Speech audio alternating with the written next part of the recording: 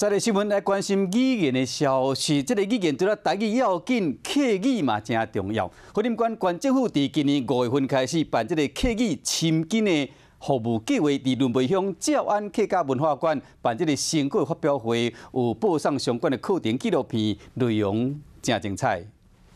云林县政府推动客家振兴服务计划，伫仑背照安客家文化馆办理成果发表会。透过这个，我们玩这个游戏，我们会熟练这3个球类的客家语。 服务计划总共有236点钟的培训课程，规划多元主题活动。有学生参加培训课程了后，都顺利通过照安客语的初级认证。现在5月份的时候就考过初级认证，然后就是觉得我是仑背人，就觉得我应该要讲客家话。阿公。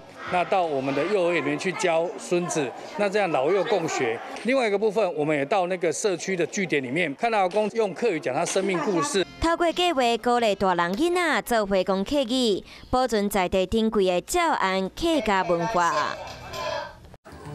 华视新闻看起来，赶快订阅我们的华视新闻 YouTube 频道，欢迎按赞、订阅、开启小铃铛，最新最及时的资讯要提供给你。